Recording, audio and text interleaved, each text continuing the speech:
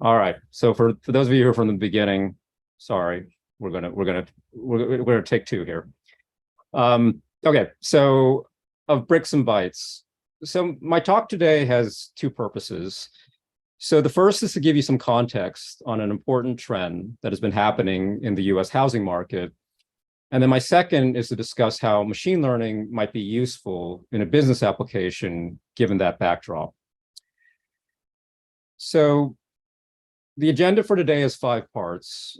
First, I'll give you the business context, and then we'll go into the more technical aspects of the talk, and then I'll wrap up with some final thoughts. So let me set the stage of the story here.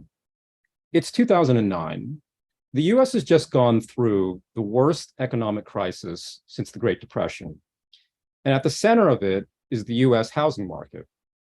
Home prices in many markets have fallen. A lot of people are out of a job and they can't afford the house they're in. There's a wave of foreclosures. The banks are on life support. So it's tough to get a mortgage if you want to buy a house. This is Stephen Schwartzman. He's the CEO of the Blackstone Group, which is one of the largest private equity firms in the US. And this quote comes from around 2009 or 2010. And so Blackstone sees an opportunity to buy up single-family homes on the cheap as rental properties. And that marks an important moment in the US housing market, because we start to see large institutions like Blackstone begin to steadily increase their purchases of single-family homes, and they become some of the largest landlords in the US. Prior to this, the market was more of a mom and pop market, meaning you had small local institutional buyers who might be buying a few households. But the rise of large institutions means we suddenly have sophisticated scale buyers in the market buying thousands of homes. So this is another quote, and it illustrates how this trend has only continued. So this is from the end of last year. And the US as a whole has about 20 million single-family rentals. Now, institutional investors are only 3% of that number, but they're growing fast. At the end of last year, they had already accumulated a war chest of $110 billion to go out and buy single-family homes. This is a projection that was done by MetLife Investment Management. And according to MetLife, that 3% share that institutions have today is expected to rise to 40% by 2030. Now, who's to say how accurate that forecast will turn out to be? But I think one thing seems to be for sure, which is we're at the beginning of a big trend. Now, riding the vanguard of that wave are some of the biggest and most sophisticated investors out there. They include players like Blackstone, CalPERS, KKR, and these institutions have far different capabilities than mom and pop investors. So for example, I went on LinkedIn and I looked at Invitation Homes here, and I found people working as data scientists, data engineers, data analysts. And that makes sense because at their scale, the importance of being data-driven is increasingly important. These buyers also have different requirements. They're not looking to buy 1 or 2 homes. They're buying thousands of homes, which means they have market impact. So the business scenario that I thought of was, what if the opportunity here is actually to arm the smaller mom and pop and institutional investors who don't have access to these type of tools, level the playing field, essentially, and provide a platform where these smaller investors who don't have the resources to develop in-house data science operations can now start to take advantage of data, machine learning, these type of techniques. Okay, so with that as background, let's go into the technical aspects of the talk. And today I'm going to cover part 1 and part 2, which is really around retrieving the data, cleaning the data, pre-processing, developing and training the model, validating and evaluating the model. I'm not really going to talk about deployment, although I have a few words for that at the end. Okay, so the data set itself that we started with is the Ames data set. It's about 2,600 observations, it's 81 variables. This covers the period 2006 to 2010 in Ames, Iowa. Now, think of this as kind of like a proof of concept. So if it works in this market, we could in theory extend it to other local markets as well. The data set needed to be cleaned. So there were duplicates that had to be removed. There were outliers that had to be removed. There were a few features that had a very high percentage of missing values that I took out. The remaining missing values were filled out with zeros or none. And then there were some features that were categorical, that were extremely imbalanced. And so those could be removed. And there was one feature that was unnecessary. So this was sort of the data cleaning piece of it. And now let's talk about some basic EDA.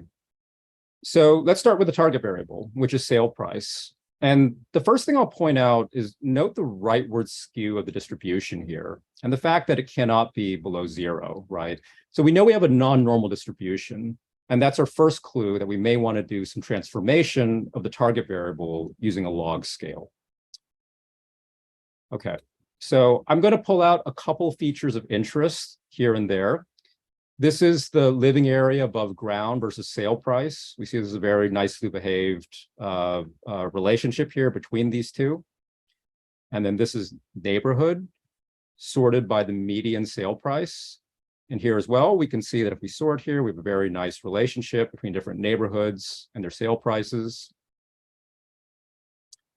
And this is this metric called overall quality, with 10 being the highest, 1 being the lowest. And indeed, sale prices are very nicely behaved here with relationship to that variable. Okay, this gives a more complete picture. So this is the correlation of the different predictors with the target, and we can see what correlates best and what correlates worse or even is negative. And this is about multicollinearity. So I did compute VIF values. Those are in the notebooks, but I wanted to have a more visual display here. So if you sort of note the dark blue boxes, that indicates the presence of multicollinearity in the data set. So already we know this is going to be a challenging data set for linear regression methods, and we'll need to take a different approach there. Okay. Some basic feature engineering. So I came up with a couple here. I took the years that were sold, I transformed that into a year sold less the year that was built. Same thing on the remod. This is a remod flag that basically flags 1 if remodeled, 0 if not. I was trying to figure out something to take into account the crisis. So I came up with a crisis variable, which is a really simple variable. And the idea here is that if the sale happened before June of 2007, it's a 0. If it happens after, it's a 1. And the reason for that month is that's the month when 2 Bear Stearns mortgage debt hedge funds collapsed, which some people think was what precipitated the crisis. And if you go and you look at the Case-Shiller National Home Price Index, you do see that home prices start to decline after that point. So I thought this would be a good feature, but it turned out I couldn't really get it to work, right? And it's interesting why, right? So if you actually look at the Ames data, and here I've grouped it by quarter to adjust for seasonality, what we can see is that Ames home prices actually remained relatively consistent through the crisis. Now, I'm not really sure why that is. Maybe they were more insulated from the crisis because it's a college town. Maybe it's a mix issue here where the types of homes being sold in different time periods are different. Maybe there's a volume issue here with how many homes are actually being sold in the later periods. But I think this would be worth exploring more in the future. Okay. The last thing I did was some feature encoding and transformation, 3 types of operations here. We had some misclassified ordinals that had to be changed to nominative. We had some nominative categoricals that had to be changed to ordinals. So think about this as like if you have a scale like, great, good, fair, poor, and we want to convert that to like, 4, 3, 2, 1, right? Now, the script in my notebook allows us to convert all of them, but interestingly, when I did that, it actually made performance of the models worse. And so I only kept these 2, which improved the performance. I'm not totally sure why that transformation didn't help. Maybe those variables are not linearly distributed. So the difference between great and good and fair are not the same. And that's kind of throwing off the models. And then the last thing is we have to one-hot encode, right? The remaining categoricals. Okay, so let's start with a baseline model. And given multicollinearity, I opted to start bottoms up and just select a few features based on conventional wisdom. And I wanted to start with a very intuitive model here. So this is the way a mom and pop investor today might be selecting houses. This is from an article from Open Door. It's all kind of like common sense stuff, right? It says what determines a home sale price might be location, the size of the home, age and condition, upgrades and updates. And these are sort of macroeconomic factors, right? So the local market, economic indicators, interest rates. Okay. So the methodology here is I use an 80-20 train test split. I select 6 proxy variables that kind of match up against those conventional wisdom indicators. I'm doing a 5-fold cross-validation. And then at the end, I come back in, right, and I evaluate using the 20% test set, which hasn't been seen by the model up until this point. R squared is my evaluation metric. Okay. So this is model 0. This is the baseline model we're going to use. We get to a 0.81 test R squared here. These are the features that I was using here. So kind of keep this in mind as we look at the more advanced models. But one of the things I like about doing this baseline model is that it's very clear, it's very interpretable. This is a quote from Paul Wilmot, who's a prominent quantitative finance lecturer. He publishes the quant magazine called Wilmot. And what he's kind of saying here is like, look, when you first start out, you want to have a very simple model and then slowly make it more complicated. So here we have a very simple model. It's already giving us a 0.81 R squared, which is respectable. We've built it from the bottoms up. We know what the features mean. And you contrast that with the machine learning approach, which can actually be more top down, right? We start with all the features, we throw everything in there, what he calls the kitchen sink. We look for relationships there. Okay. So let's get into the kitchen sink, which are the advanced models. So the first one is really just an improved linear regression. And what I did here was I said, rather than sort of pick 6 features based on conventional wisdom, let's just pick 6 features based upon what seems to be most highly correlated to the target. And the other important difference here is I transformed the target to log sale price. So remember, we have that rightward skew. So I wanted to adjust for that. The rest of the methodology is more or less the same. Okay, so just with those small changes and with these features and using the log transformation, we can already get to a 0.88 test R squared using linear regression. Okay, so let's take a look at some more advanced models. So this is the result. You see baseline's 0.81, improved is at 0.88. And the next one that I tested was lasso. So this is, again, a linear method, but it has a penalization term, right? And that's noticeable because it can actually eliminate features that are not useful. So we don't need to worry about the multicollinearity. We can throw all the features into it. It's going to take care of that. One thing I just want to point out here methodologically is in all of my tests, I always do the train test split first before I do the additional data processing. And that's to prevent data leakage. So you notice we're using a standard scaler here. We're going to scale the data. And so what I wanted to make sure is we did this split first before scaling. Otherwise, we would introduce elements from the test data into the trained data, right? And you'd have the data leakage problem. So this controls for that, okay? The rest of the methodology is the same. And we get some improvement here. So we're now at a 0.93 test R squared. I want to talk for a second about this hyperparameter. So this is alpha. Think about alpha as kind of like the strictness control, right? So higher alpha means fewer variables will be included in the model. And we're trying to tune that parameter to find the balance between underfitting and overfitting the data. So the alpha here is only 0.001. So our penalty is actually not very large. It's keeping a lot of predictors. And you can see that here where it's only eliminating 86 out of the 245, okay? And here are the top 5 feature importances. Now, I'm going to gloss over that because I'll do a roundup at the very end. We'll talk about feature importances. But that's lasso, and we can see already we're continuing to improve as we go along here. Okay, so let's get into our tree-based models. So this is random forest, and I think one thing I want to touch on, which is a bit unique with random forest. So you notice here it says top 20 features only, as opposed to all features. And that's because initially I tested the model on all features. But one of the things I noticed was that there's a really steep drop off. So after the first 10 or 20 features, the feature importance starts to head towards zero really quickly. So what I decided was, well, let's just take the top 20 features and test the model on that. And it actually ended up improving the model's performance slightly, as well as being computationally more efficient. So it ran faster, so I decided to use that, okay? And here are our results. So actually a little bit worse than Lasso. It's a 0.90 test R squared. The way that I would interpret these hyperparameters, so we have a max depth of 30. That's the maximum depth of each decision tree. So this model is actually going quite deep here, right? It's going, 30 layers deep. Square root here means that this is the number of features that it's considering when looking at the best split. It's take the square root of the number of features. So some tree diversity there. These parameters are designed to prevent overfitting. So we have kind of minimum numbers of samples required to split and add a leaf. And then the last thing I'll sort of talk about is 500 trees in the forest.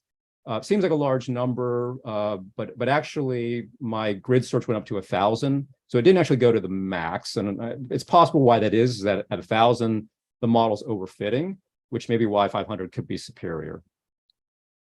Okay, so where are we? So Lasso's still the best performing at this point, random forest a little bit worse. And let's go to another model, which is CapBoost. So this is one that was not taught in the LMS, but I wanted to play with this one because it apparently can handle categorical data quite well without one-hot encoding. We have a lot of categorical data in the data set, so I thought this would be a good one to try. Interestingly, log sale price does worse than sale price, so I did not transform the target. We're giving it all the features. We group the nominative categoricals and pass it to CapBoost as a list. The rest of the methodology is the same. Okay. So we now have our highest score, which is 0.94 test R squared. And there are two hyperparameters here. So the learning rate is 0.3. The learning rate determines the step size of each iteration. This is like somewhat high, actually. So the model's making fairly large updates after each prediction. But the depth is not too bad. It's only 4. So that means the tree depth is not that deep. It's probably not that complex of a model. So I think I would probably interpret this to be a model that learns quickly, but it's not that complex. So a good balance, okay? And so we see the 0.94 is now the high of all the results. And the last model that I tested was a boosted tree model, XGBoost. And a couple of things I'll say about this. So the first is that I kept the first column after one-hot encoding here. I tested this with all the tree models. So with tree models, with linear models, we have to drop the first column to prevent multicollinearity. With tree models, we don't have to do that. Some people think it's good to keep that first column because it passes more information to the model. It didn't actually improve random forest or CapBoost, but it did improve XGBoost, which is why I kept it. We again have the 80-20 train test split. We pass it all the features. We're using the plain sale price, not the log. And the result here is 0.94. It's actually a little bit higher. If you go to the third decimal point here, than CapBoost. And the parameters I'll talk about here. So alpha is your L1 regularization. That's the same as Lasso. Here, there's no penalization being applied. The call sample is saying that 30% of the features are being sampled for each tree. So it's relatively diverse trees here. Our learning rate 0.1 is lower than what we have with CapBoost. We're taking smaller steps here, okay? Max depth is 5. So the trees have a max depth of 5. So it's moderate, not super complex. 200 estimators, so 200 trees, which was the max here. Overall, the picture I got from this is, I think it's a fairly balanced model was my interpretation.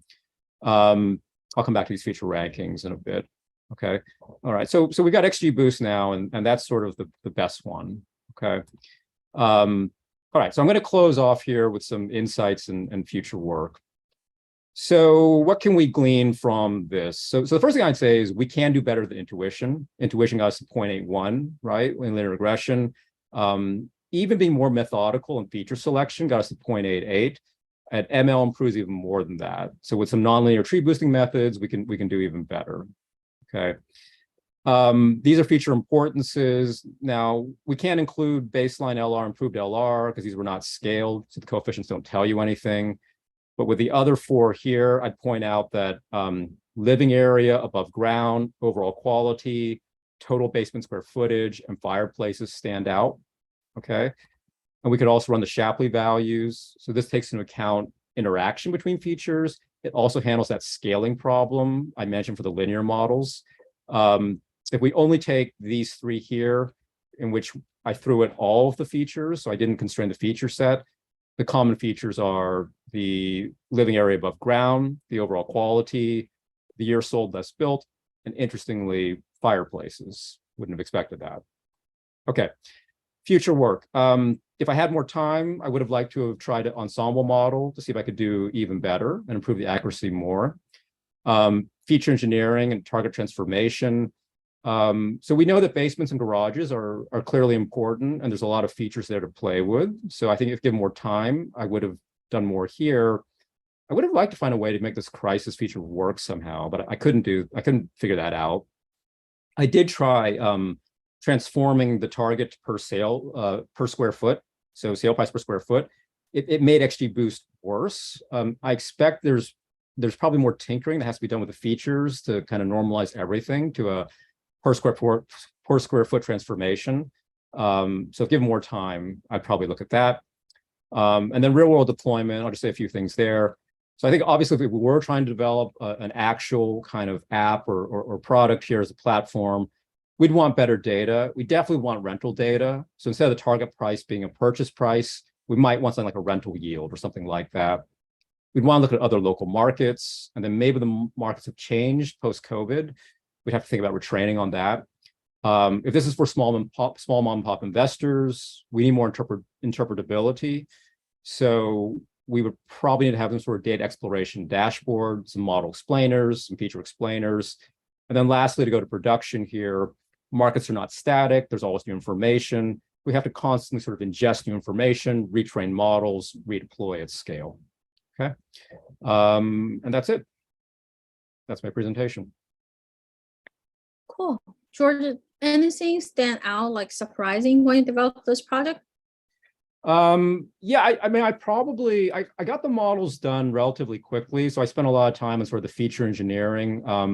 I really thought that crisis variable was going to work, right? But it didn't. And I haven't really figured out a good way to engineer that in. But like intuitively, we would think things like, interest rates and macroeconomic environment and mortgage availability ought to matter for home prices. And these were two very different regimes, like pre-crisis and post-crisis, but that didn't show up, right?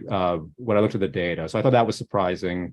And then I would say, looking at the feature importances and Shapley values, some things thrown up there that, like intuitively, we look at the conventional wisdom, it's not talking about like basements, garages, and fireplaces, and yet those seem to be important features. And so I think there's some things that may be done around that. Cool, awesome. Okay,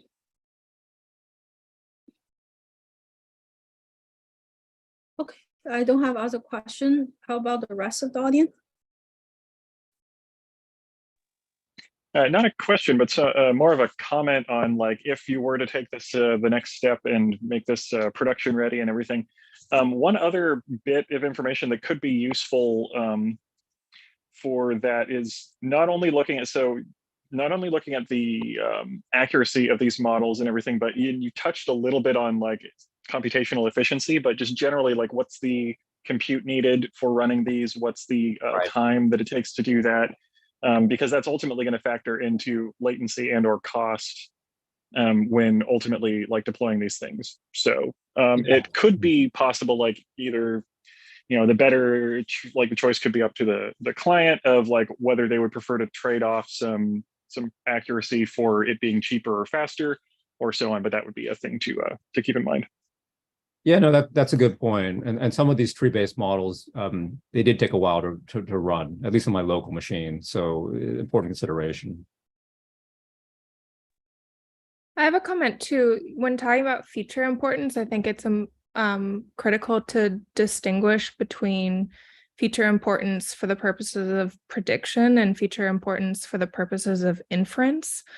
Do you anticipate the user base of this, potential developed dashboard or app or whatever, to be using this for prediction or to better understand the market as it currently exists? And talk about maybe which models you would prefer in each of those contexts.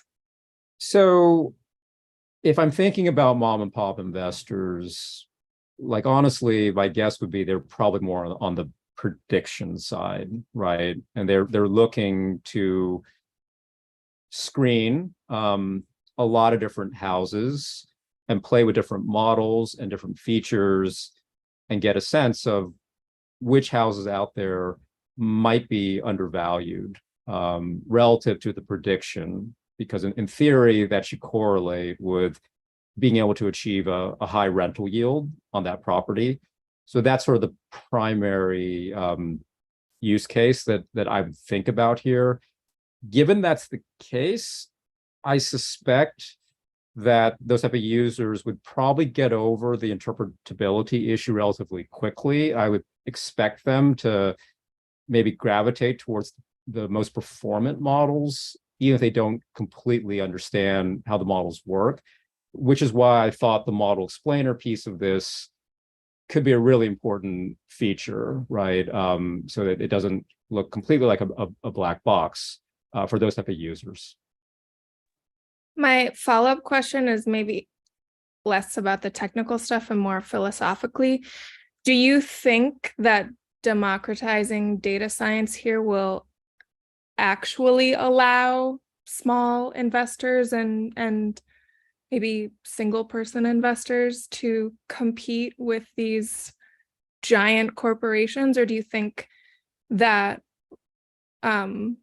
regulatory policies should also be explored that maybe limit the commodification of, something that's essential for human life and society? So I think, to be clear, I don't really want to touch on the regulatory piece of it. I'm just going to talk purely from a market efficiency piece of it. Okay. What I would say is that it will be difficult in an arms race for a small investor only using this tool to compete against a large investor who can clearly get all of this data as well, can analyze it, can have complicated models. Where the value add for a small investor might be is they might know the local market better. They might know this particular neighborhood or like this particular school system or something like that. So I think the opportunity is to use this as a baseline to maybe whittle down a universe of hundreds of houses they might look at in an area into maybe like 10 that they should look at. And then they can go and kick the tires on their own using their local knowledge.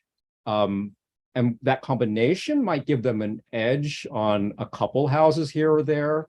I don't think it's going to give them an edge in a systematic way over like tens or hundreds of houses. But for their purposes, that might be fine, buying one or two and getting a good deal. But to answer your question, without that proprietary knowledge that they bring, I think it's unlikely they win in that arms race. Okay, perfect. Ali, I don't know if that answers your question or comments. No, it's interesting. Thanks for entertaining me, George. I appreciate it. Sure. Awesome. Cool. Let's move on to next presenter, Nick. Oh, is Nick here? Thank you so much, George. Let me ping Nick quickly. Oh, I think Nick previously told me he needs more time. Francesca, you can take over.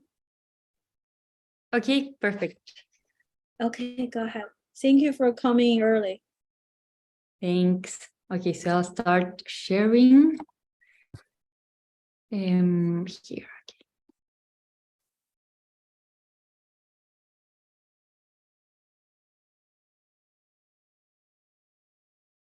Okay, can you see my screen? Yeah.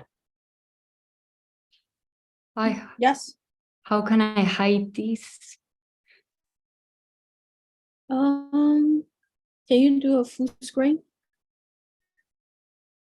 What? Where Sorry. is your slide deck? You can do a full here. screen on your slide deck. Okay. So here. Do a full screen. Click on play. See whether it's gonna bring up full screen. Yeah, it's working. Okay. Okay, so today I'm gonna talk about an interactive Shiny app to analyze patterns, factors, and clusters of employee attrition. So first of all, employee attrition refers to the rate at which employees leave an organization over a period of time. And attrition can have many implications for businesses. Firstly, because of high costs associated with finding replacements. There's also an increased difficulty to build and maintain a consistent company culture when the turnover rates are high. And this could also lead to a loss of productivity, etc. So understanding the factors that could be contributing to attrition is very important for organizations to think of effective strategies for employee retention and talent management. So this dataset was obtained from Kaggle and mainly contains information about employee demographics, job characteristics, and specific factors that could impact attrition. So the main objective of this project is to uncover patterns and correlation that could shed some light on why employees choose to leave organizations. So the main research questions are, first of all, we want to know what the overall attrition rate is for this organization. We would also like to know how does this varies across different employee demographics. We also want to ask if there are any notable differences in attrition rates across different levels within the organization, and if there are any specific job-related characteristics that could be strongly associated with higher attrition rates. So now I'm going to go to the app.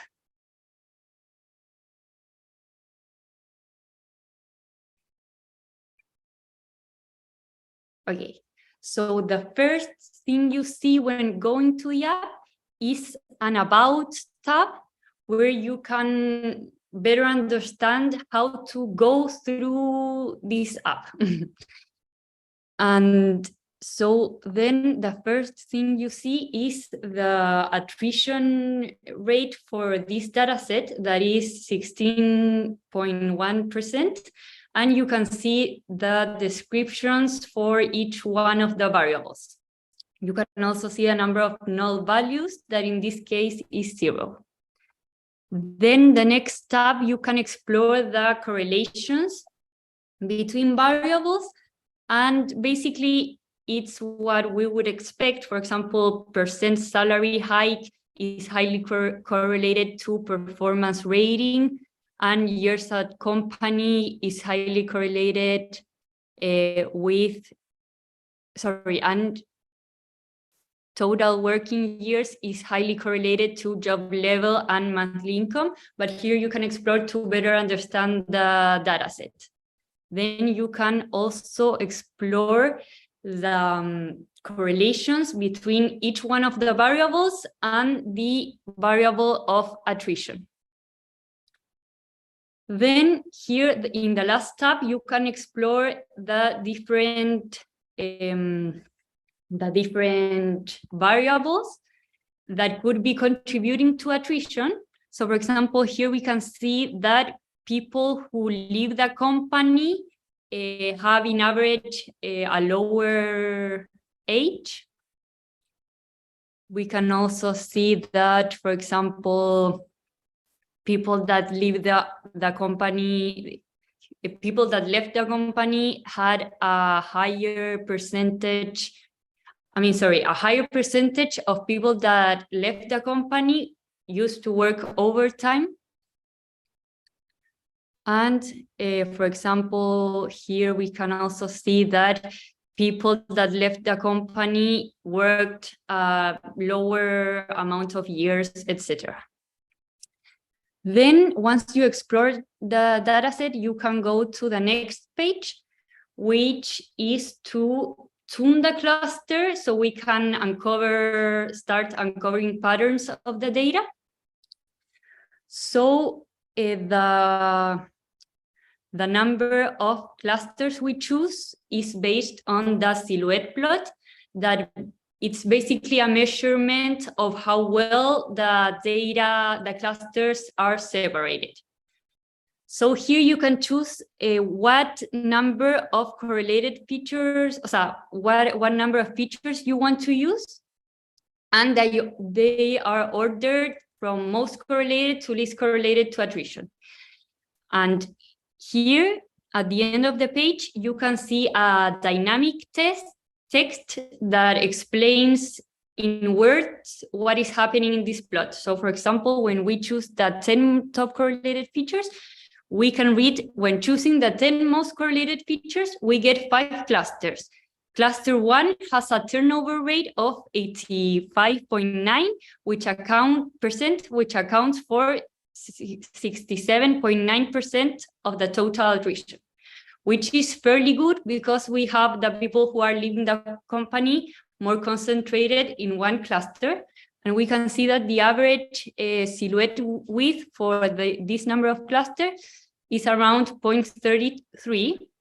But if we, for example, try choosing the top 9 correlated features, we also get 5 clusters, but the silhouette width is higher, so the clusters are better separated. And we get also a higher turnover rate for the cluster number 1. So we're going to go for the 9 top correlated features to use to create the cluster. So once we tune the cluster, we can check the results. And here we can see the silhouette plot for each of the points. And here you can find a link to better understand how silhouette plots work. So basically, when you have a silhouette coefficient that is closer to 1, that would indicate that the sample is far away from the neighbors. And if you have negative values of the coefficient, this would indicate that those samples might be assigned to a wrong cluster or are outliers. So once we check for how the clustering was made, we can go to the Explore page and check for, in this case, we are most interested in cluster number 1 because it accounts for the bigger percentage of attrition. So we can see that people that are leaving the company are more on the younger side. Then we can also check that in cluster number 1, most of them have lower job level, lower level jobs. They are also mostly single. They have a lower monthly income, lower than the rest of the clusters. Most of the people that left the company used to work overtime. Most of the people from cluster number 1 didn't have any stock options. And most of the people that left the company worked a fewer number of years at the company. So then we can, using this app, we are able to characterize employees with higher attrition rates. So going back to the presentation.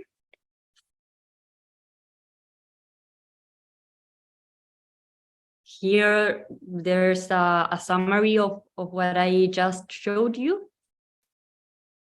And for future work, it would be interesting to extend the analysis to include multiple time periods and see how attrition rates changes over time. It would also be interesting to supplement this analysis with qualitative research methods like interviews or surveys, for example, when people leave the company, to understand their perceptions and motivations. We could also develop a predictive model over attrition. And it would also be interesting to evaluate different interventions in order to have a lower rate of attrition in the company. So this was my presentation. I don't know if any of you have any comments or questions. I love the visualization. I think they're very beautifully done. Thanks. And it's a real industry project we actually did for one of the big company called ZTS or ZTX. Let me double check. A lot of tech company are experience high attraction rate, like probably 50% turnaround rate. Wow. So, okay, ZTE, we actually send a consultant to their office to do similar project like what you just did. Really interesting. Yes. Cool. ZTE is one of the biggest communication company. So they sell it's like T-Mobile. I'll look it up. Yeah. I think a lot of companies need this kind of project, especially the prediction part. Like in our real world experience, we notice we actually use like scanning car information, how people come in and leave. You can see if it's a different pattern in their checking and leave time. They probably already start to look for a new job. Whoa. Yeah, there are many interesting things that could be done with this. We also collect employees' kids' age. Usually when they switch school, like elementary school to middle school to high school, you will see a high turnover rate too. Really? That's really interesting. So it's a little bit different from the data set you see. But like I have seen a lot of more complicated level, but they all want to prevent turnover rate because it's very expensive to train people. Yeah, definitely. Awesome. Any other comments?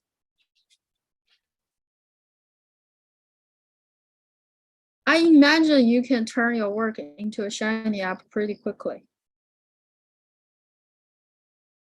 Right? Sorry? I think you can turn your work into a, sorry, I saw, because I didn't see the Shiny, you pop up a little bit Shiny in the middle. But yeah. Did you try to put this on Shiny.io? I tried, but I think this is too heavy. Like I think I would have to like buy a membership or something, because I think. I see. Yeah. You think the computation is too heavy, or what is too heavy? The app is too heavy to upload. I think I'll try again to put it so other people can use it. Did you try to diagnostic which part is too heavy, or the data loading too heavy, or the computation too heavy? No, I didn't really look into it, but I'll do that to see, because it would definitely be interesting to have it so other people can see it for themselves. Okay, so I want to give you one mentor's name? His name is Dennis.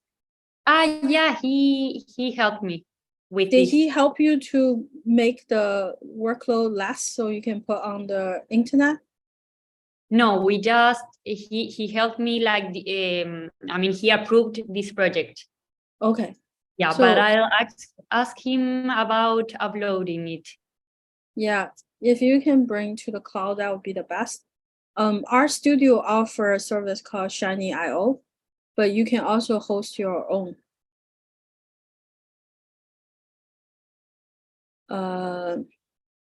We have other instructor you can ping. I can give you a few names who can Okay, help you great. to. Yeah. This is Joyu's handle, and you can get help to deploy to the cloud. Okay, great. Yeah. You can choose the free tier. I think most people are using free tier. At least before you look for a job, free tier will be enough. But once you start to look for a job, you probably want to pay them a little bit, so your Shiny loads faster. The free tier loads really slow. Yeah, that's a good idea. And it's actually not that difficult to host your own Shiny app on a remote Linux machine. You can get the smallest Amazon cloud instance and host it there. Or if you have you can host on your desktop and give it an IP address. As long as you're using your desktop, it's gonna be live. Great. No, I definitely will look into it.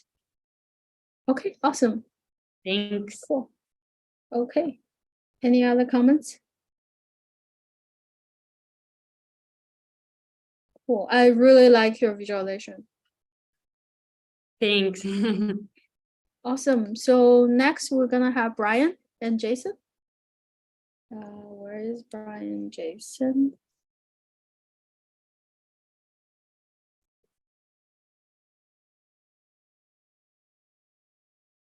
Okay, they're jumping in now. This is gonna be their capstone project. And they're graduating today after working with us for 6 months. Exciting time. Have you guys seen Jason and Brian's presentation before? No, I haven't. Brian's actually collect his own data for his project. He has a EV, and he was comparing it to other EV. So he actually have blog post he already published, right, Brian? Yeah, Okay, I'm gonna Clicked a share that little with everyone. sensor into my car and collected data. I was actually doing it before the academy anyway. I don't know why. Without knowing any data science, you already start to collect your own data. Yeah. That's awesome. Yeah. Okay, Brian, it's your turn. Go ahead. Thanks. I'm still waiting for my partner, Jason, to show up, so he'll be here in a second, but I'll get the PowerPoint up.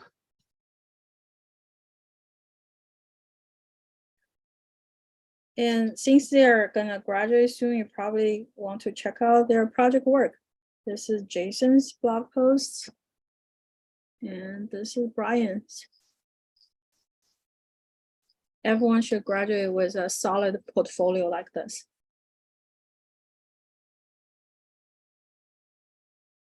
And you guys are all aware we have a technical editor, right?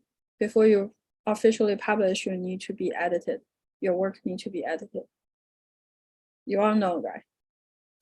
Bonjo, you work with Ariel several times. Neza, you too? Cool. Awesome. Yeah, she's great. Yeah, she was so good. We interviewed 20 editor. We finally select her. And she been working with us for over 6 years. Yep, long-term working relationship. Awesome. Let's get started.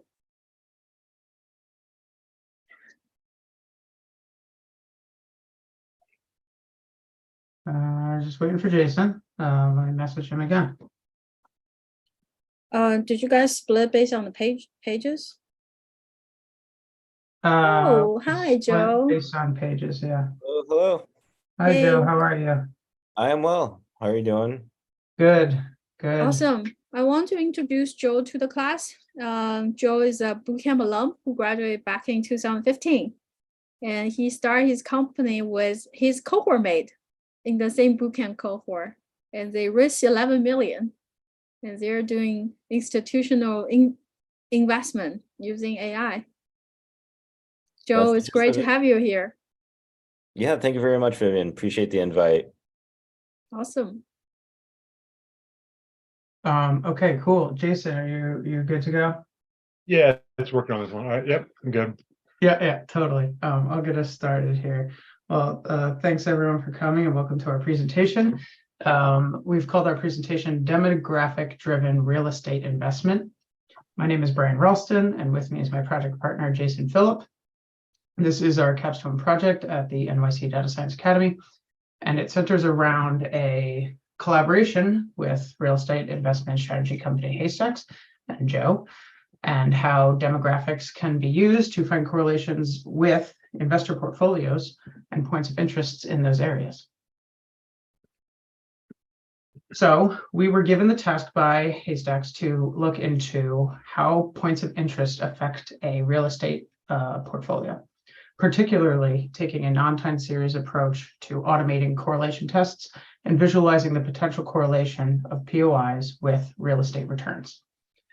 We heavily explored this path by starting with the Atlanta, Georgia area and downloading Google Places records and running some EDA in correlation with listings data in the same area. However, we ran into a variety of overfitting issues, and even with a large sample size, our model's accuracy scores were quite low, and we struggled to find an accurate way to make the correlation enough to prove the causation. We attempted to do some feature engineering by creating a function to calculate the distance in miles from each listing in Atlanta to its closest category of POI, i.e. like what's the closest school to a listing, hospital, what's the closest restaurant. We did this for every house on the market and then ran the model, hoping for some improvement, but really didn't see much success either. We also tried matching census data to the same year that the POI was available, again, but to no avail. And logically, we were kind of just stuck on proving a statement like, because there are 5 McDonald's in your zip code, your house is worth $1,000 more than if there were only 4. And the same thing with distance and the same thing with other variables. So instead, we decided that POIs are more about general proximity. We don't have a very strong linear relationship to home value. And through our exploration, we found an interesting way to reframe the question that we think is worth sharing. Instead of correlating POIs to home value, we correlated businesses' target demographics to zip codes, as well as tenant demographics in an investor portfolio. So I'll start by providing some big picture context and then jump into the challenge that we're proposing here. So as in investing in real estate always requires a comprehensive understanding of a large variety of factors that can influence the success of an investment. Every investor is looking into market dynamics, supply and demand, economic conditions, all trying to determine the potential returns on their real estate. Additionally, things like population, age distribution, income levels. These all play a large part in the equation. And they're all a part of a traditional calculation that investors have relied on to gain insight on their returns. These data sources, although valuable, have limitations in terms of the frequency of updates. Markets can move very quickly. And we've seen this through the COVID pandemic, and many other society-altering events. Census and mortgage data was difficult to collect and couldn't be gathered quick enough to match the realities that we all saw during those times. This sluggishness in obtaining and updating information can hinder investors' abilities to make timely and accurate investment decisions. To overcome this challenge, we proposed a new methodology that leverages points of interest and zip code correlations as proxies for demographic insight to match investor portfolio preferences. Points of interest can be anything from a business to an amenity, to a landmark, entertainment venue, anything that can be found on Google Maps. These POIs are representative of the characteristics and preferences of the local population commanded by market demands. By analyzing the distribution and types of points of interest in a given area, we can gain an understanding of the business's target audience and their preferences. The rationale behind using these POIs as proxies for demographic insights is that businesses, big and small, invest a significant amount of time, money, and research into understanding their target market before deciding where to open up a new location. And in this case, some larger businesses possess proprietary information and data such as customer profiles, buying patterns, cell phone data, market trends that help them identify areas with the highest potential for success for them. Basically, if a business opens up in an area, the company has determined their customers are fit for that area, and those target demographics line up with an investment portfolio demographics that a real estate investor is interested in, then that real estate investor should consider investing in that area. And same idea if a business closes in the area. So by piggybacking off of their extensive research and expertise, we can tap into this valuable knowledge and create a sort of symbiotic relationship with an investment portfolio to a point of interest. To make this point clearer before we dive into the real data, as a thought experiment, we can imagine a real estate investor is already heavily invested in a zip code, let's say 20 minutes outside of Atlanta. They own an apartment complex and a variety of rental properties all over this one specific zip code that have these dynamic demographics, age 25 to 39, that range of income, and a mortgage approval rate of that in the area. So separate from that, we have a coffee chain like, let's say, Starbucks, which conducts their own in-depth market research to identify areas with a high likelihood of success. So we can see that their demographics are sort of matching up. And then you start to look into some other ones and you think, oh, okay, well, you know, these sort of match up quite well. And the presence of similar businesses in an area. So we can infer that the demographics and market conditions are conducive to successful real estate investments for the investor as well, creating that symbiotic relationship I was talking about. So let's get into the real data instead of just that thought experiment. So the data sources that we used for this project were a combination of census data, HMDA data, which stands for Home Mortgage Disclosure Act, and Google Places data. We focused on 200 zip codes in the Atlanta metro area for a proof of concept. However, this product can be applied to anywhere in the States. The census data was summarized by zip code and provided us with demographics like population, income levels, education levels, housing statistics, etc. The HMDA data provided us with loan approval rates in the area, loan amount rates, loan types, again, all summarized by zip code. And lastly, we pulled a large bulk amount of information from the Google Places API, which for us ended up being around 100,000 places in the Atlanta area. If we were to put this app into production, however, we wouldn't be pulling bulk amounts of information. We would only be updating them as the API was pulled. And lastly, we actively stored all of our stuff in an AWS bucket for ease of reference and sharing. So moving on from here, I'll pass it over to Jason so we can do some exploration into the data. Cool. So with the HMDA data, we focused on the number of applications and approvals to calculate the approval rate for each zip code in the Atlanta metro region. The map on the left shows the HMDA approval rates in the region. The color reflects the rate of approval, with lighter shades representing higher approval rates. As you can see, the area north of Atlanta, such as Buckhead, shows much higher approval rates compared to the rest of the region. The map on the right shows the percentage of people making more than $200,000 a year, with lighter shades again representing a higher percentage. The same zip codes north of Atlanta in both maps are colored yellow, representing a higher percentage of people earning more than $200,000 and areas with higher percentage of mortgage approvals. This suggests not only does this area have a relatively wealthy population, but this area also has great economic indicators with a combination of a healthy real estate market and potentially successful investment opportunities. So how does information help an investor? For investors, understand these patterns is crucial, and it paints a picture of the economic health and potential market trends in those areas. High approval rates are often indicative of stable economic conditions, lower credit risk, and can suggest a potential for higher property values. Knowing that higher approval rates correlate with areas where a larger percentage of the population makes over 200,000 adds an additional layer of confidence for an investor. It implies that areas attract a wealthier demographic, likely to maintain steady rent payments and less likely to default on their mortgages. Incorporating HMDA data into our strategy further defines our approach and allows for a more nuanced understanding of investment potentials. Continuing with our investigation, we sought to identify other features that would help investors find zip codes that would align with their needs. One of the key indicators we looked at was the gross rental yield. This metric provides an idea of how much an investor can make on an investment property before considering expenses like property management, taxes, and insurance.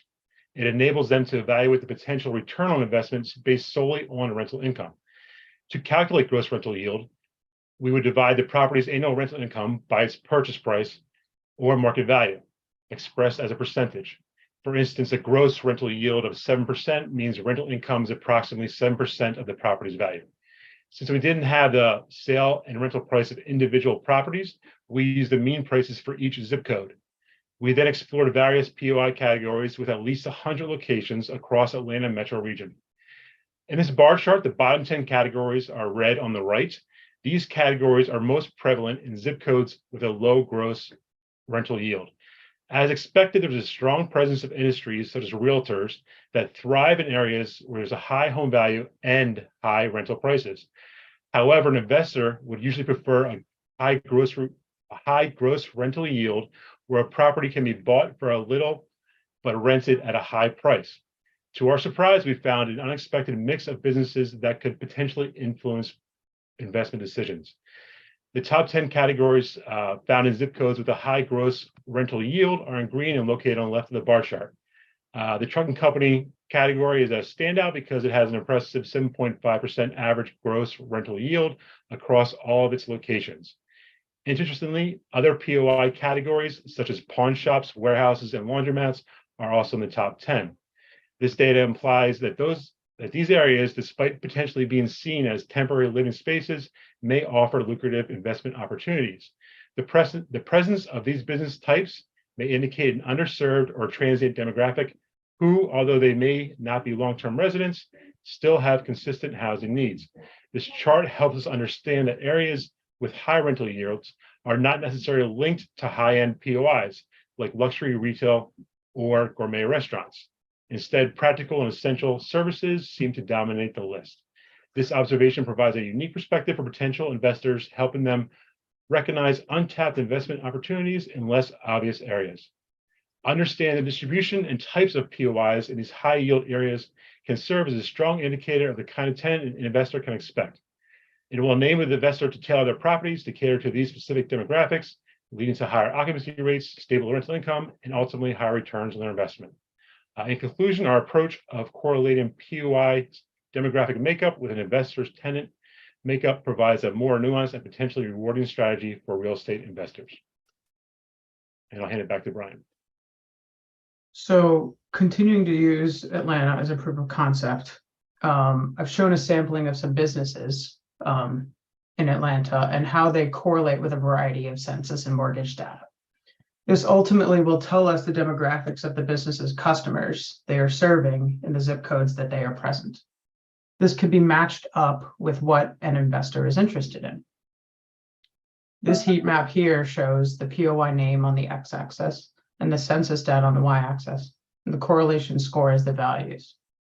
Using this data, we can see that a company like Dollar General is most correlated with people who have a low rental property value, a large percentage of car commuters, particularly those that travel 60 minutes or more to work, and household income of 35 to 50,000, and not in areas where income is higher than 200K or a high mean property value.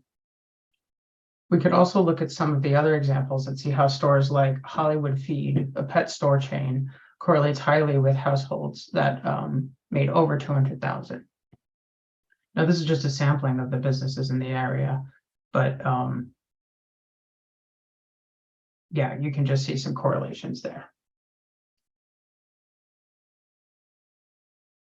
Next, I wanted to talk about a function that you'll see in our dashboard app, which we'll be showing you shortly here. This function, so with the correlation concept in mind and using K nearest neighbor, we created a function that intakes a zip code that an investor is already invested in, as well as what sort of demographics that the investor is interested in, and returns a recommendation of K amounts of zip codes that have a similar demographic profile and recommends POIs that are highly prevalent in that zip code. It all starts with the input of the zip code on the left side and an input of features in an investment portfolio. Then the data is scaled to ensure that the different columns aren't biased and bias the similarity calculations.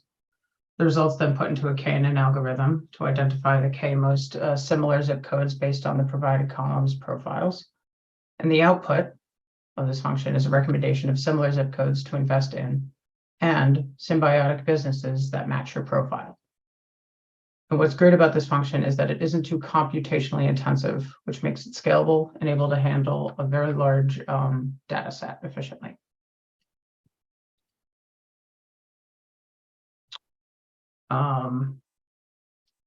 So this visualization here showcases the result of that KNN applying principal component analysis, PCA, to reduce the dimensionality of the KNN to a 2D or a 3D space.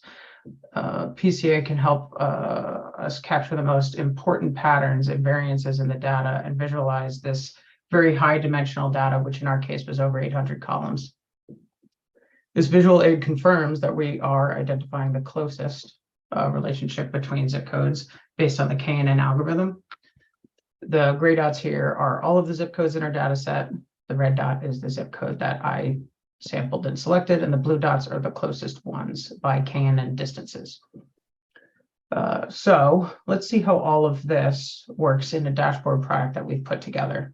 I'll pass it over to Jason to walk you through some of the functionality of our dashboard. But I think first he wants to talk about the variety of attributes that you can select to create your portfolio. All right. So the Poly Dash allows the user to look at different zip code features, which are shown right here in this slide as categories. Most of the categories were extracted from census data or the HMDA data, and were selected on what we thought would be useful for both an investor and also exploring relationships of POIs and their demographics. A few of them on here with this housing attributes. This provides an immediate picture of the property market in a given area. Higher homeowner values and rental yields can indicate profitable investment opportunities. Community attributes. This gives an idea of the resident's lifestyle in area.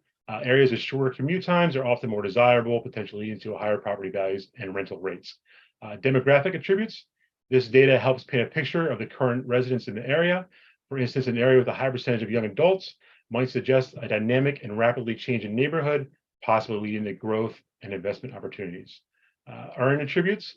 The earnings profile of a neighborhood is crucial for understanding the area's affordability and potential rental yields. Higher earning areas might suggest a more affluent population, indicating a potential for higher rents and property values. And rent attributes. These provide an understanding of the affordability of a neighborhood. A higher percentage of income going towards rent could suggest an area is less affordable for residents, potentially leading to higher vacancies and tenant turnover. You have to stop, sir. I'll take over from here, Brian. Yep. Yeah, cool. It's not letting me share unless you stop yours. Oh, okay. That's fine. I practice it did, but not now. All right. Okay, so this is our Poly Dash app. Right here is the HMDA data that I showed you earlier in the PowerPoint.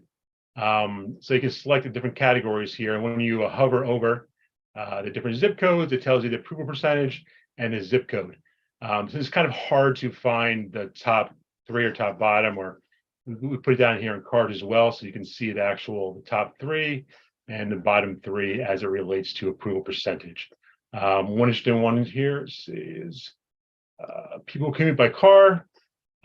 This right here will give a good idea of where the center of the city is, because in the center of the city is usually better transportation options. Let's see. It's going to go through a few of them with interesting results. So commute by 60 minutes, you can see again in the center of Atlanta, people don't spend much time commuting. Out and outside, people spend a lot more time commuting. Median rental value. So again, you can see in the center of the city, it's more expensive and cheaper on the outside. I'll do one more of the gross rental yield.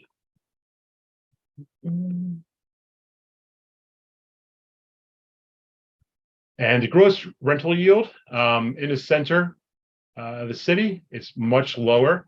And these areas up here are actually the more expensive areas of Atlanta. So the gross rental yield is actually lower there. You do have some outliers here where you have a little bit higher than the rest, but yeah. So once the investor's done looking at this, get an idea of the region, you go to the next tab and you can see the points of interest and the demographics they have. So this tab lists the relationship between the POIs and the demographics of the customers they serve. This is assuming that the customers are located in the same zip code as the actual business. It's currently showing the percent of people who earn more than $200,000. And as you can see on the left, medical spa, for all the locations, when you average the people who make more than $200,000, they have the highest out of every category in Atlanta, and almost 90% of the clients within their zip code make more than $200,000. And you also have a slider here which allows you to adjust the minimum amount of POI locations in the entire region. The reason we did this is because if you want to see categories that happen more often, you can slide over and you can see, that since clothing stores and real estate agencies, as you slide it, it gets less, it gets more broad as you slide to the right. A few other ones here. So you can also do. Let's see here. Let me change it to.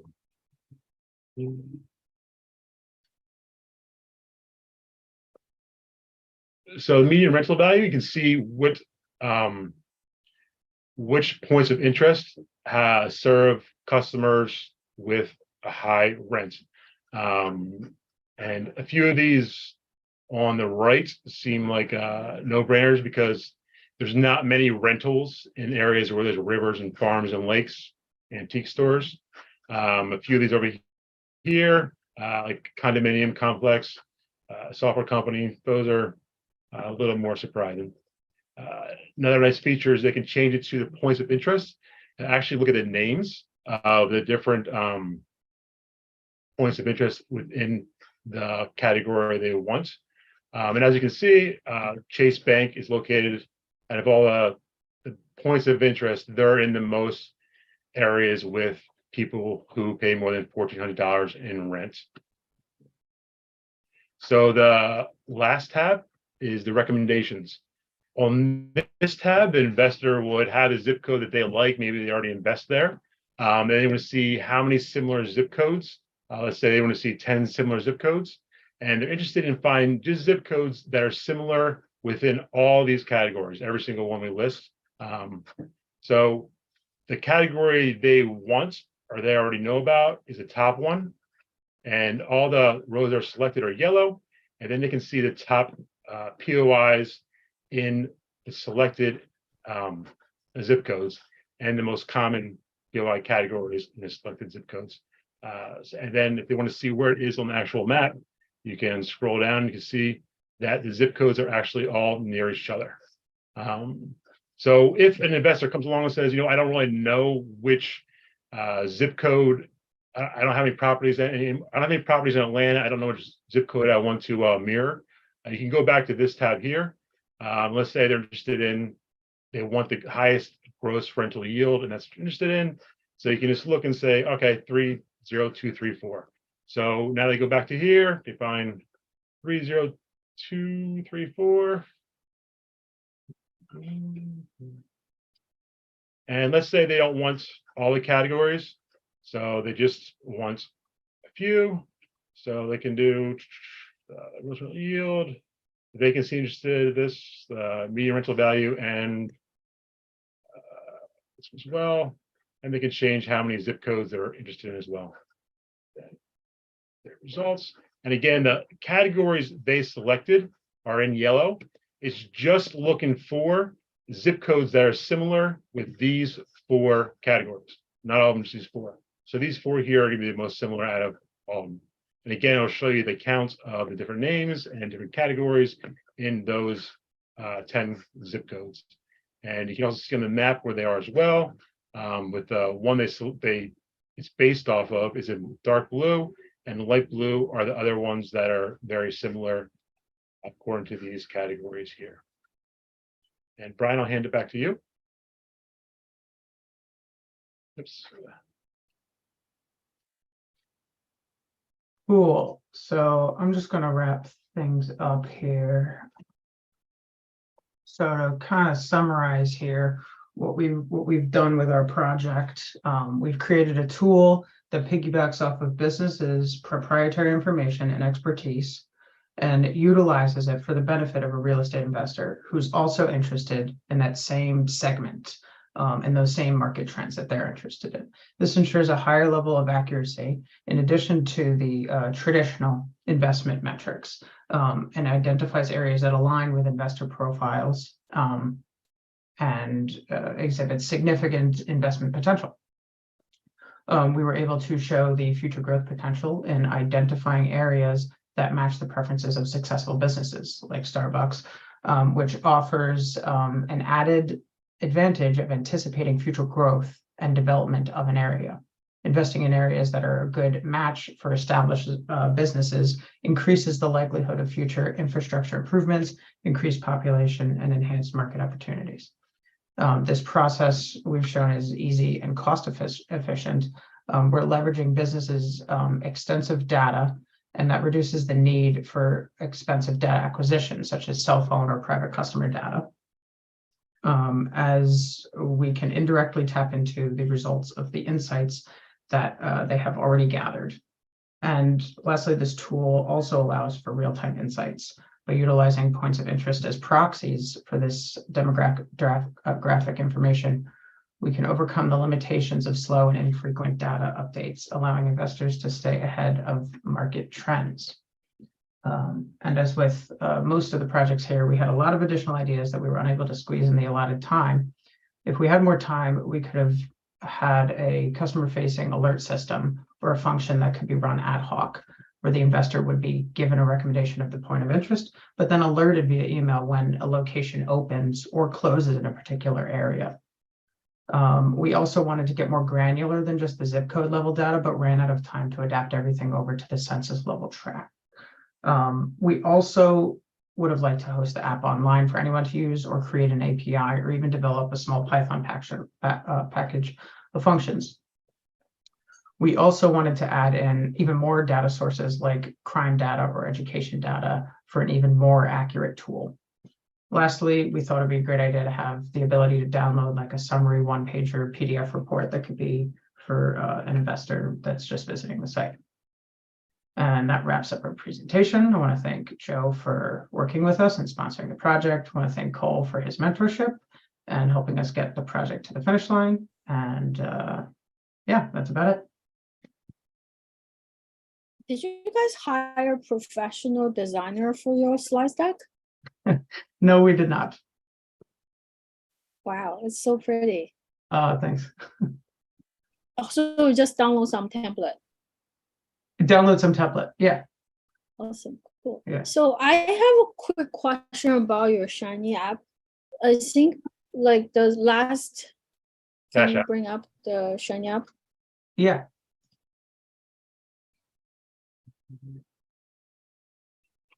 We had to learn a new. But it's Plotly Dash, it's not Shiny though. Yeah, we had to learn Plotly this time. Awesome. Cool. So I'm a little bit confused about your design choice because you probably notice everything is grayed out. It looks like it's now activated. The font, you mean? No, everything looks like you have a extra white layer on the top of it. So usually it means it's not clickable or not interactive. The colors, you mean? Yeah. Yeah, I used the Minty theme in Bootstrap. It just seemed like it was the best to go with. It's a little bit lighter, this theme. I tried a few themes. This one seemed the best overall. Can you click on other car, like point of interest demographic? Let me see if it's the same. I'll like do a different tab. Yeah, go to different tab. Yeah, this one looks fine. This one, it's more like the gray out effects. When you click on the recommendation, This one right here. somehow I feel like I'll get grayed out. Okay. It's just some design choice. Yeah. A little bit weird. Yeah.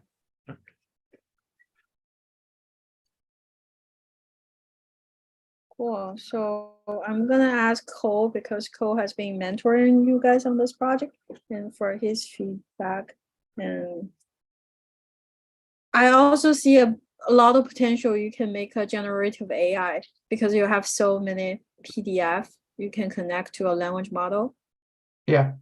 Yeah. Sure. connect to OpenAI plugin. Yeah, we were very interested in trying to figure out a way to make that happen. You're very close to there. You're already done Yeah. all the work. Yeah. We are offering a semantic search workshop next week.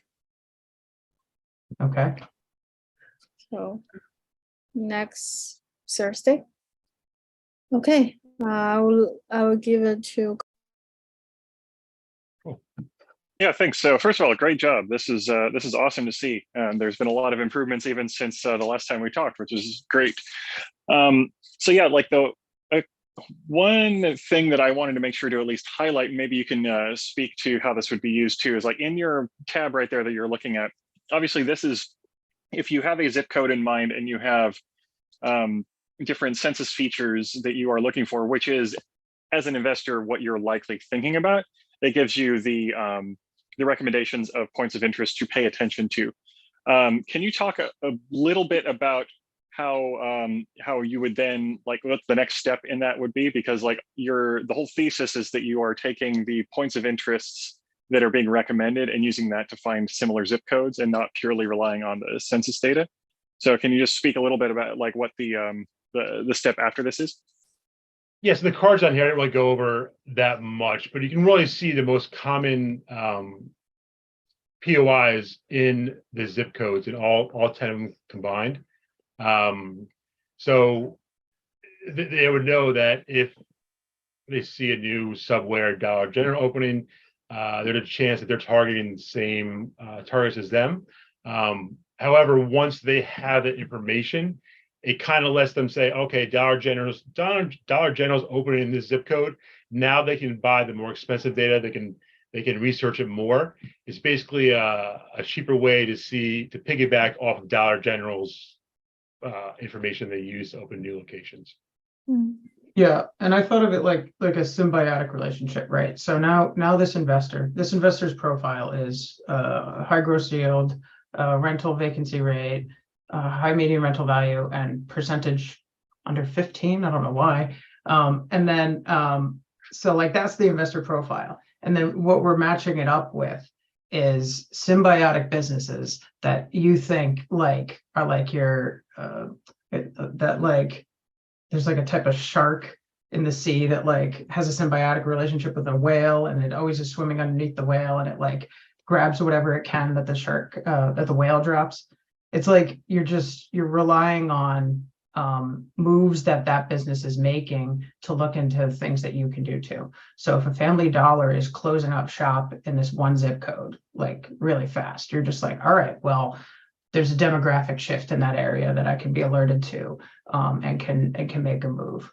and same thing vice versa. There's some new Starbucks or Dick's Sporting Goods opening up in this area. I know that my demographic is similar to theirs. Maybe I should consider that area. So it's sort of creating a link between the investor and those points of interest that way. Yeah, I just had a quick comment. It was a really interesting presentation. Thanks so much.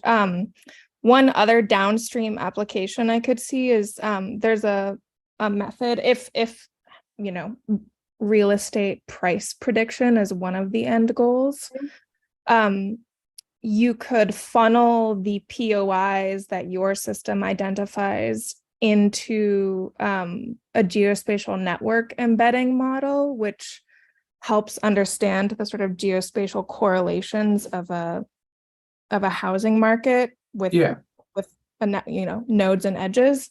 And then as POI nodes go on or offline, that could alter the network embedding, which could then facilitate more accurate price predictions.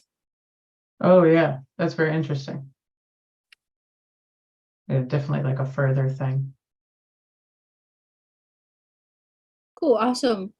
My only comment is the gray out effect can be reduced if you guys look into it. Otherwise, the overall it looks really awesome. Joe, do you think this can go production on your end?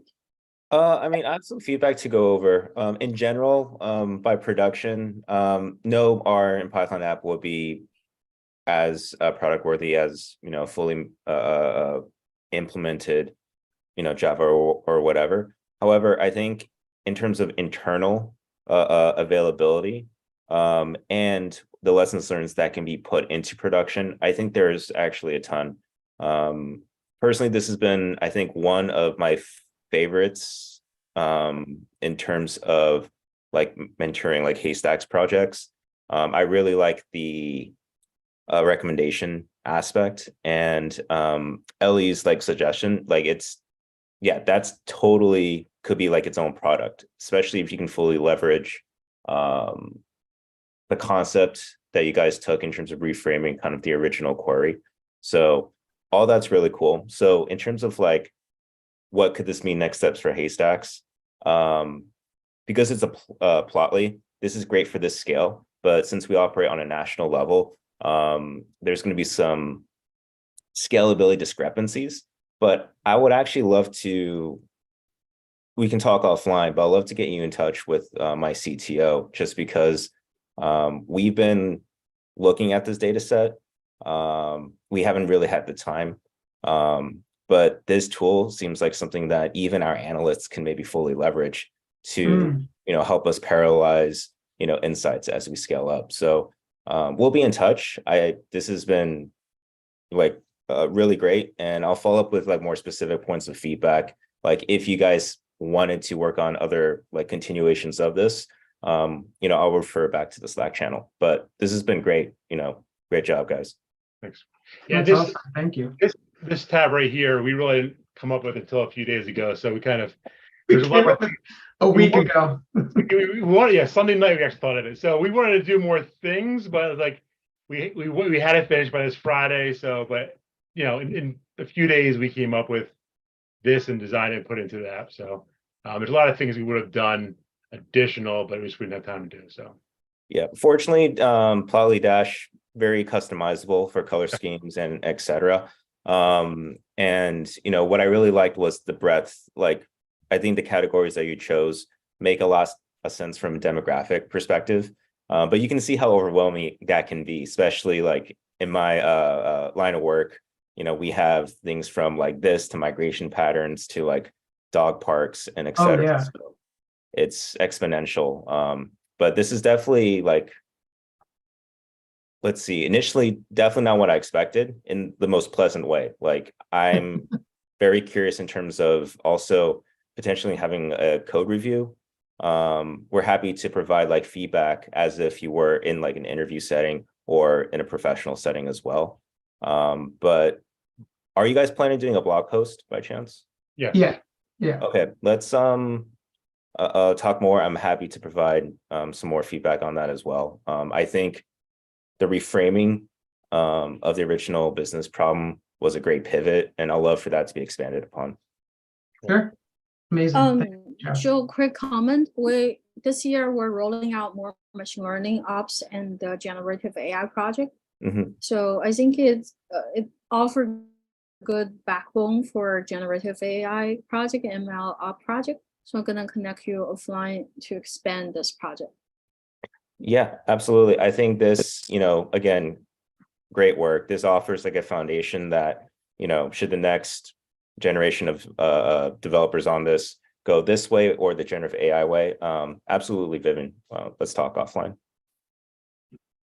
One last thing that I'll bring up on the efficiency front, because given the scale of data, like we didn't need to do this right now, but for anyone whose spider senses were tingling when we said K nearest neighbors and being efficient, if you know it doesn't scale well with data volume, but there's lots of great approximate nearest neighbors implementations that can go up to like trillions of points and without breaking a sweat. Some of which I'll be going over next Thursday on the live learning about semantic search. So come to that if you would like. But anyway, there's ways to make sure that this scales appropriately. Okay, thanks. Awesome, guys. Thank you so much. Congratulations, you're graduating today. Nice. Yay. Well, Thank you, Vivian. Finally, I remember Finally, the we first did it. class with you guys. Yes, It's been a long journey, but you got here. yes. Yes, we did.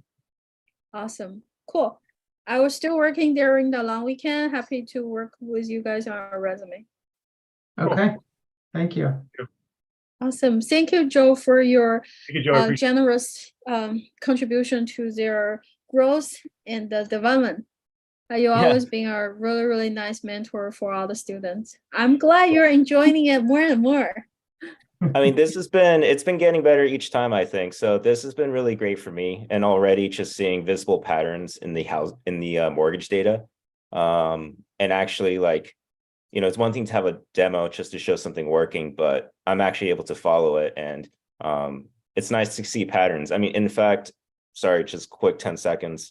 I mean, some of the factors do make sense, and I think there are obviously going to be some confounding factors, but I think like you're definitely hitting, like, even just through a quick example, hitting points of like pre-gentrification and etc. My building's rent skyrocketed.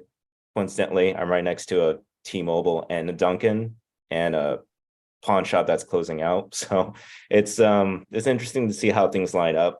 Another suggestion as well, if anyone were to continue this, or if you guys were to continue this, I think expanding into a different market could be very interesting, like Atlanta versus LA.